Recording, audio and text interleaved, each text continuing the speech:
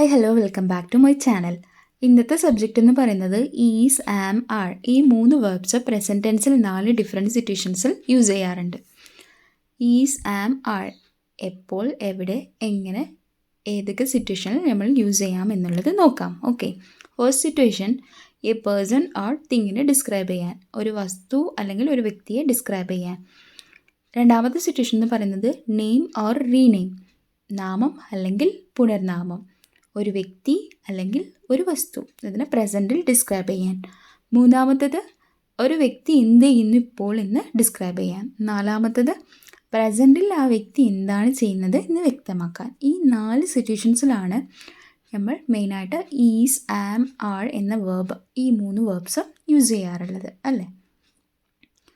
നമുക്ക് എക്സാമ്പിൾ വീതം ഓരോന്നും നോക്കാം.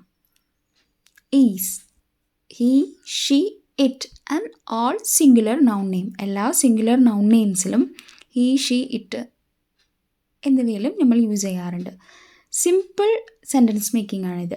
He is Raju, he is Anil, she is Jaya, she is a doctor, he is a teacher, it is a pen, it is a book, അങ്ങനെ അല്ലേ.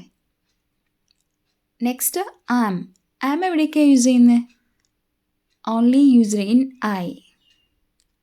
ഞാൻ എന്ന് പറയുമ്പോൾ മാത്രമാണ് ആം യൂസ് ചെയ്യുന്നത്. I am happy, I am sorry, I am Arun, അങ്ങനെ നമ്മുടെ പേര്, നമ്മുടെ എക്സ്പ്രഷൻസിനൊക്കെ നമ്മൾ യൂസ് ചെയ്യാറുണ്ട്. ആർ. ആർ എവിടെയൊക്കെയാണ് യൂസ് ചെയ്യുന്നത്? We, you, they and all plural noun name, എല്ലാ പ്ലൂറൽ നൗൺ നെയിംസിലും വി, യു, ദേ ഇവയിലും നമ്മൾ യൂസ് ചെയ്യാറുണ്ട്. എക്സാമ്പിൾസ് നമുക്ക് നോക്കാം. We are students, they are parents, they are teachers, you are awesome, അങ്ങനെ. ഓക്കെ, ഇപ്പം നല്ലോണം ശ്രദ്ധിച്ചോളൂ. ഈസ്, ഷീ ഈസ് ബ്യൂട്ടിഫുൾ, അവൾ സുന്ദരിയാണ്. ഈസ് ടാലൻറ്റഡ്, അവൻ ഭയങ്കര ടാലൻ്റ് ഉള്ളവനാണ്. മൈ ഫാദർ ഈസ് സ്മാർട്ട്, എൻ്റെ ഫാദർ ഭയങ്കര സ്മാർട്ടാണ്. I am very hard working, ഞാൻ ഭയങ്കര കഠിനാധ്വാനിയാണ്. I am sorry, I am happy. Are, you are amazing, നിങ്ങൾ അടിപൊളിയാണ്.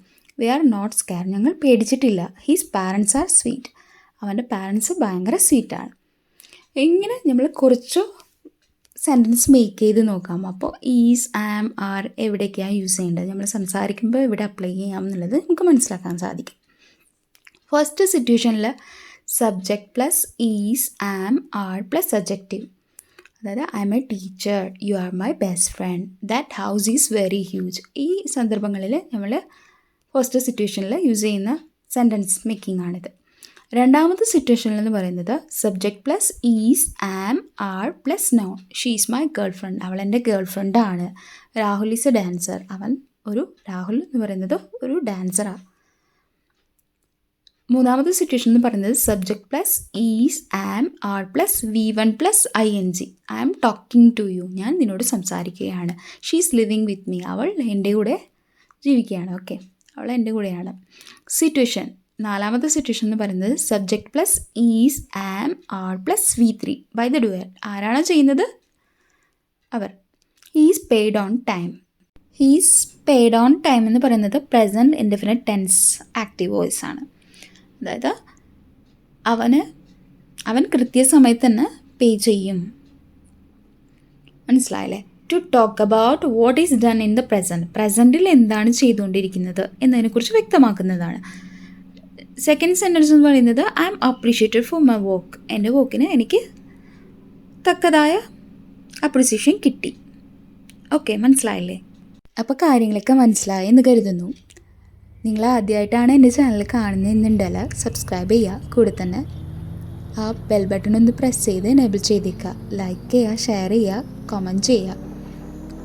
എന്തെങ്കിലും തകരാറ് പോലെ ഉണ്ടെങ്കിൽ ഡിസ്ലൈക്കും ചെയ്തോളൂ.